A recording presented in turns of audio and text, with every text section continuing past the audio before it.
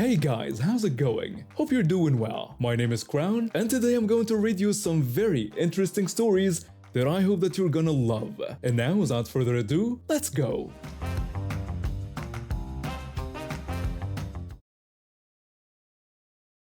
My family lives on the second floor of our building. The first floor is occupied by our family friends. My dad and the husband downstairs have been best friends since college, so I've known their family forever. We've always had a good relationship, helping each other out with small favors and looking after each other's plays when someone's away. The third floor has another family, but this story is about the people downstairs. I'm currently in college, and both my parents work full-time jobs, so during the day it's usually just my grandmother at home. She's in her 70s, but still pretty sharp and manages the household well. So a few days ago, the downstairs family decided to take a 10-day trip up north. Before they left, they specifically asked us to collect any packages that might arrive for them, especially from Amazon. This wasn't unusual, we'd done this favor for each other many times before. On the third day of their trip, a delivery guy showed up with a pretty large Amazon package for them. My grandmother answered the door since she was the only one home. The delivery guy explained that it was a cash-on-delivery package for the family downstairs and asked if she was authorized to receive it. My grandmother confirmed that they had asked us to collect their packages while they were away. When the delivery guy told her the amount was $850, my grandmother was completely shocked. She definitely didn't have that much cash lying around the house. We're not exactly rolling in money, and keeping almost $1,000 in cash isn't something we do. She apologized and explained that she didn't have that much cash available, asking if he could come back later. The delivery guy said he couldn't make multiple trips for the same delivery and would have to take the package back. So the package went back to the delivery center. Later that evening, the lady downstairs got a call from Amazon about the failed delivery. She immediately called my mom to ask what happened with her Amazon package, saying they told her it couldn't be delivered. My mom explained that grandmother was there, but it was cash on delivery for $850, and she didn't have that much cash available. Karen seemed confused about why grandmother didn't have the cash, pointing out that we had agreed to receive her packages. My mom tried to explain that we agreed to receive packages, but didn't know it would be such a large cash on delivery order, and that we don't usually keep that much cash at home. Karen said this was very inconvenient for her because she needed those items urgently. She then demanded that my mom stay home the next day and receive the package when they re-delivered it. My mom protested that she couldn't stay home from work just for Karen's package, suggesting that maybe Karen should have mentioned it was a cash-on-delivery order or arranged for online payment instead. Karen insisted that she shouldn't have to explain every detail and that my mom should just stay home and receive it. My mom managed to end that conversation, but we could tell Karen wasn't happy. The next day, my mom did end up taking a half day from work to receive the package, which cost her some money since she had to use personal leave. But that wasn't the end of it. See, every month we get our car professionally cleaned because we drive through some pretty muddy country roads to get to the main city. It gets really dirty, so we have this routine where we call the same car cleaning service on the same date every month. While the downstairs family was still on their trip, I called our usual car cleaning guy to come clean our car. It's something we do regularly, and since they weren't home, I didn't think to ask if they wanted their car cleaned too. We usually coordinate this when we're both around, but they were literally in another state. The cleaning guy came, did his job, and our car looked great. Nice and shiny. All the mud and dirt gone. When the family returned from their trip 2 days later, they immediately noticed our clean car parked next to their dusty one. That evening, Karen came upstairs and knocked on our door aggressively. She demanded to know why we didn't get their car cleaned when we got ours done. I asked her what she meant, confused by her angry tone. She pointed out that our car was sparkling clean while theirs was filthy, and wanted to know why I didn't include their car when I called the car cleaning service. I explained that they were out of town and hadn't asked me to arrange it, and that we usually coordinate this when we're both around. Karen yelled that this was basic common sense, and that I should have known they'd want their car cleaned too. I tried to reason with her, saying I wasn't a mind reader and had no way of knowing what she wanted while she was on vacation. She got even more angry, saying she had a very important conference the next day and needed to take the car out, demanding to know how she was supposed to show up in a dirty car. I suggested that if the conference was that important, maybe she should have planned for the car cleaning before leaving for her trip, or could have mentioned it when she asked us to collect her packages. This made her absolutely furious. She told me not to dare tell her what she should have done, screaming that this was my fault for being inconsiderate. I tried to stay calm and told her that I was sorry her car was dirty, but I couldn't be responsible for things she didn't tell me about, pointing out that I wasn't her personal assistant. She shouted that we had no sense of responsibility, bringing up both the package incident and the car situation. I defended us, saying we didn't mess up anything and that we did her a favor with the package, with my mom even taking time off work to receive it. When it comes to the car, I reminded her that she never asked. Karen screamed that she shouldn't have to ask for basic courtesy before walking off and slamming our door so hard that my grandmother jumped. Since then, she's been giving my mom and me the complete cold shoulder treatment. She won't even make eye contact when we pass in the hallway. But here's the kicker. She's been telling other people in the building that we're unreliable neighbors who can't be trusted with simple favors. Yesterday, she had the nerve to send my dad a text message demanding that my mom and I apologize to her for our inconsiderate behavior. She actually wrote that we violated the trust of neighborly cooperation and that we failed in our basic duties as responsible neighbors. My dad showed me the message and just shook his head. He's known her husband for decades, but even he's getting tired of her entitled attitude. The husband seems embarrassed by his wife's behavior, but won't stand up to her. The funniest part happened 2 days later when she actually had her car cleaned. When the cleaning guy was leaving, he stopped by our place and told my mom that the lady downstairs had asked him to relay a message, that this is how responsible people handle their car maintenance. My mom just laughed and closed the door. Karen is still waiting for that apology, but she's going to be waiting a very long time. We're done going out of our way to help someone who can't even say thank you, let alone show basic respect. I'm a 19-year-old college student living in the UK, and back in 2019, I was going through a rough patch. My parents had just gone through a messy divorce, I was struggling with my first year at university, and I felt pretty isolated. That's when I decided to get my first dog, a male golden retriever mix from a local rescue. He was this energetic, loving companion who completely changed my life. Having him around made everything feel more manageable. 3 months later, I made another decision that seemed right at the time. I adopted a female dog from the same rescue, a beautiful border collie mix. The thing is, my male dog wasn't neutered yet. I had scheduled the appointment for the following month, but the vet had a waiting list. The female dog was still adjusting to our little family and hadn't quite warmed up to my male dog yet. They got along fine, but you could tell she was still figuring out the pack dynamics.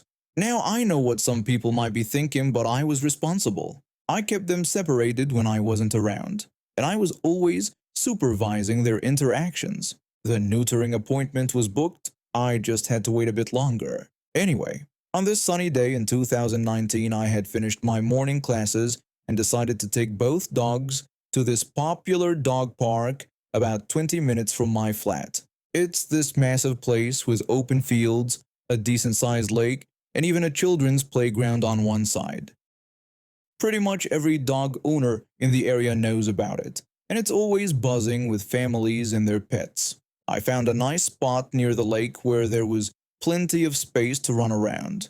I brought a tennis ball and started playing this game with my dogs, where I'd throw it and see which one could fetch it first. My male dog usually won because he was faster, but my female dog was getting more competitive each time we played.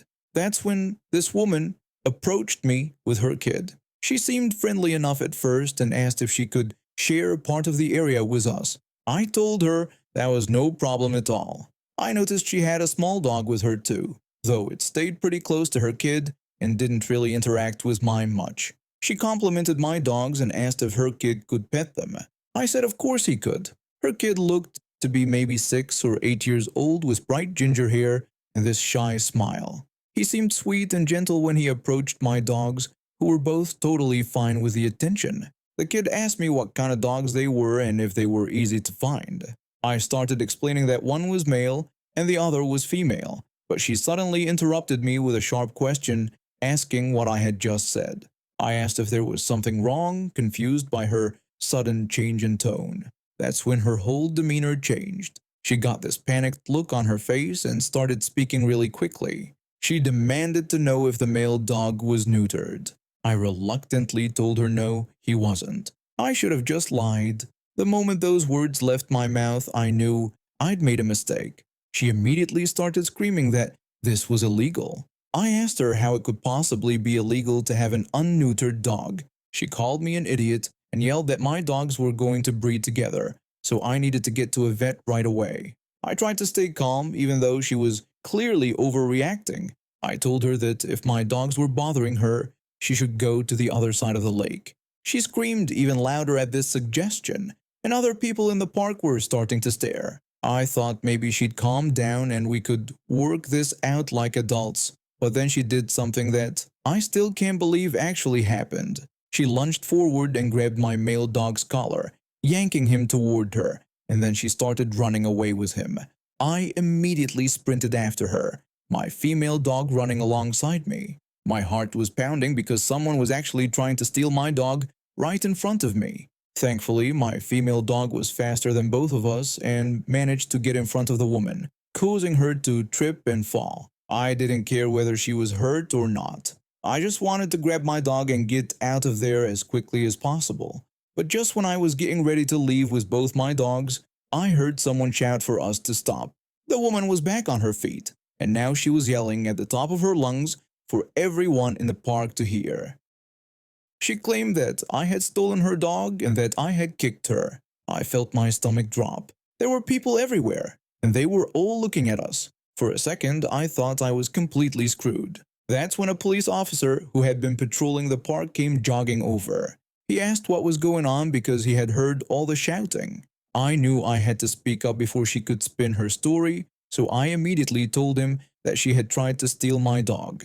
The officer said that he had actually witnessed the second half of the incident and told the woman she needed to leave the premises immediately. The officer had seen her grab my dog and run. Karen tried to make another run for it, but she couldn't get very far. The officer had to physically escort her back to where her kid was playing. The poor kid had been left alone during this whole ordeal, playing fetch with their family dog near the playground. At least he had been entertained while his mother was being chased around the park by some random 19-year-old university student. I decided to press charges against her for attempted theft. When the officer was leading her away, she tried to flip me off, but he immediately slapped her hand down and told her to behave herself. The officer told me I would need to come to the station later that week to file a formal report. I thanked him for all his help. The whole experience really shook me up.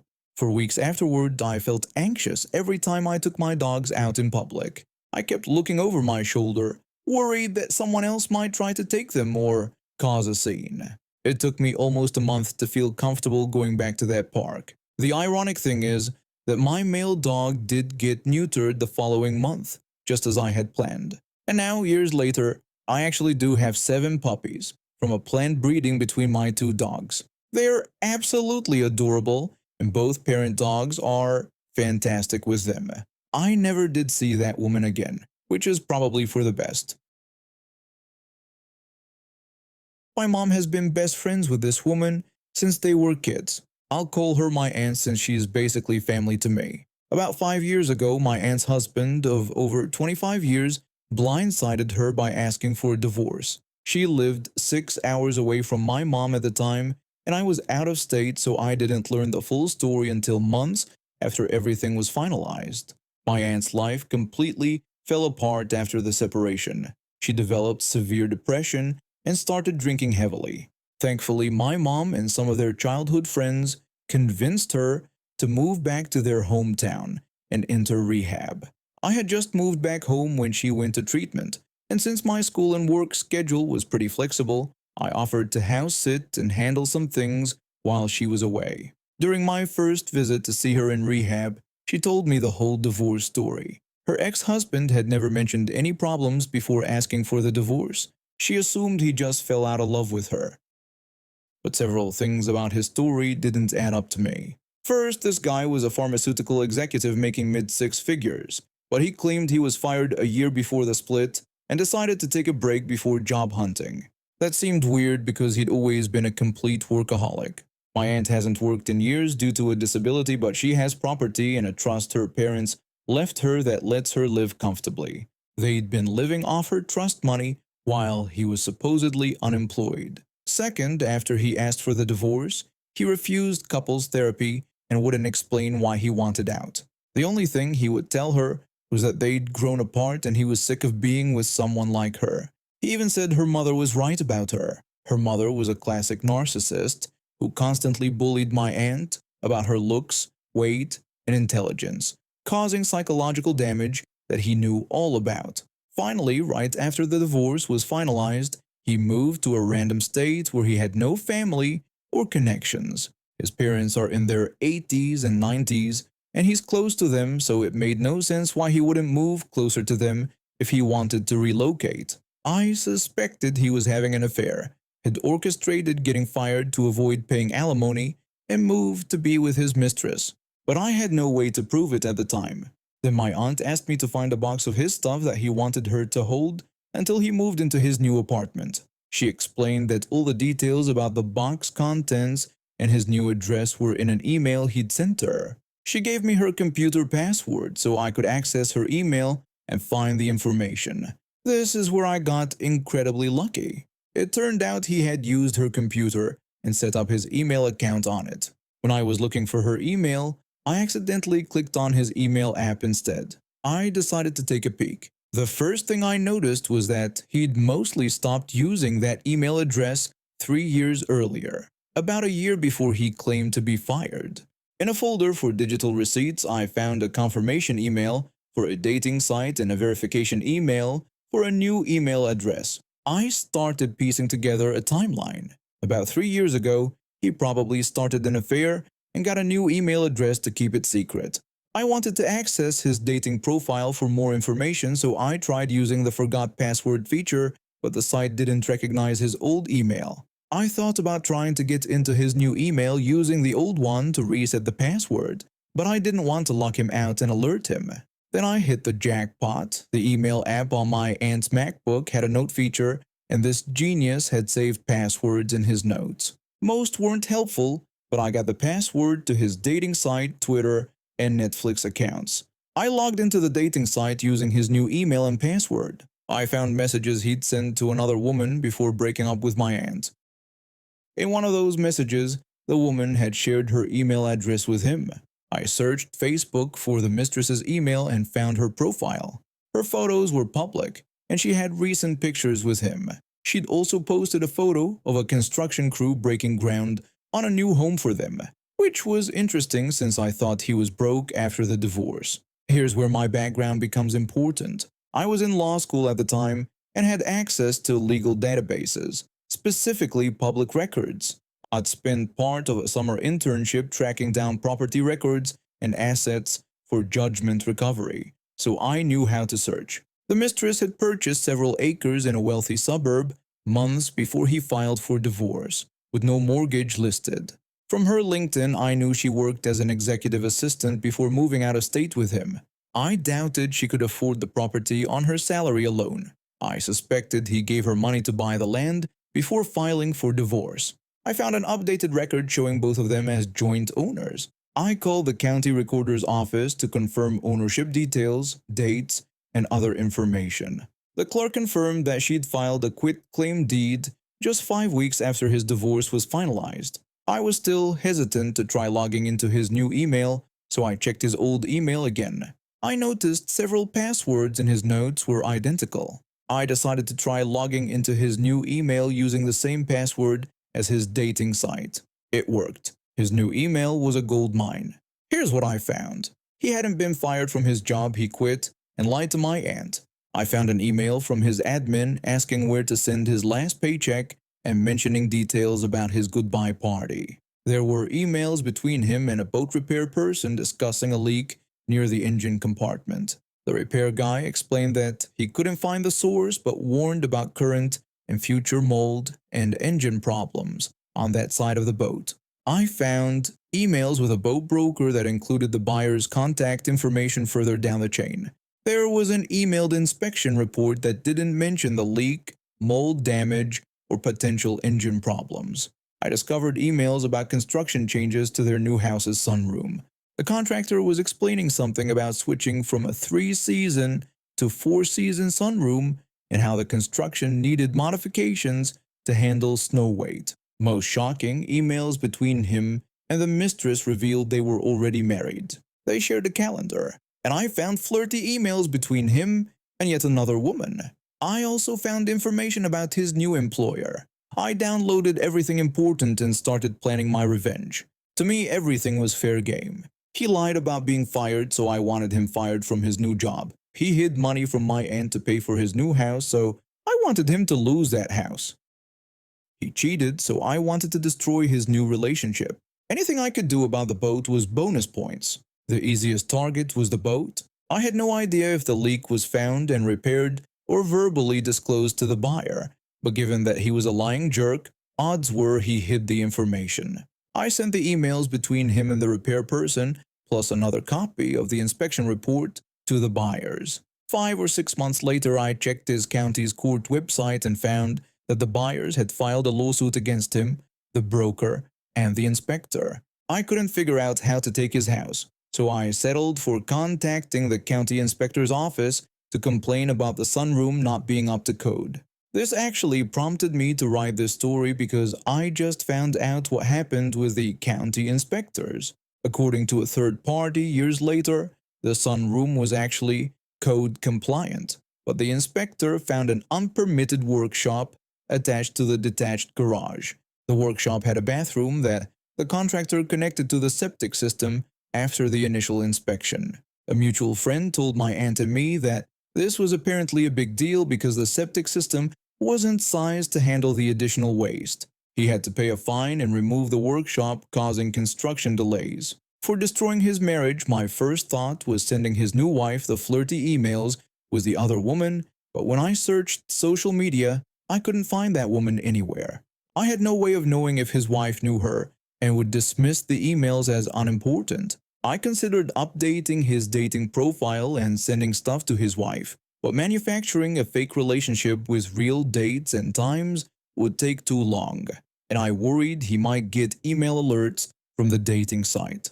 I ended up risking that his new wife wouldn't know the other woman. I pretended to be someone concerned about an affair between him and this other woman. I kept the accusation vague but mentioned that he and this woman went out to eat and to movies on specific dates when his shared calendar showed his wife was out of town. I couldn't figure out how to get him fired. I kept checking his email and calendar for weeks looking for something I could use, but eventually my legal residency got too busy and I had to let it go. My aunt recently reconnected with a mutual friend she shared with her ex, and that friend gave her an update on what had happened to him. When she shared the details with me, it reminded me of everything I'd done. It turns out I didn't need to worry about sabotaging his career. By pure luck, the woman he'd been emailing was actually his assistant at his new job, and his new boss was his brother-in-law. He and his new wife had moved to her hometown so she could be close to family, and he could work for his new brother-in-law. I have no idea if he was actually cheating with his assistant. He told a mutual friend that they hadn't been having an affair. But it didn't matter to his new wife. Since she and he had gotten together while he was still married to my aunt, she didn't trust him much. She didn't believe his denials when I sent that email about the affair. She filed for divorce, and his brother-in-law fired him. Since construction was delayed, the new house wasn't finished when they divorced. They had to sell an unfinished home, and he took a massive financial hit. I should mention some petty things I did that weren't part of my main revenge plan. I took that box of his stuff, mostly photographs, and threw it away. I told my aunt it must have been lost in the move. I signed both his email addresses up for tons of spam, newsletters, and mailing lists. I deleted his entire Netflix watch list. I posted, retweeted, and liked a bunch of inappropriate content on his Twitter account and deleted all the accounts he was following. I never told my aunt what I did because I wanted her to have plausible deniability and didn't want to interfere with her recovery. She doesn't know about the boat lawsuit or the Netflix and Twitter stuff, but she did take satisfaction from his divorce and job loss. I probably would have let it all go if he had just cheated, because I'd always really liked him. I thought he was a nice guy, but I was obviously wrong. Nice people don't weaponize childhood abuse to mentally torture their wives. As far as I'm concerned, he deserved everything that happened to him. And now we have reached the end of today's stories. Thank you for watching, and see you next time.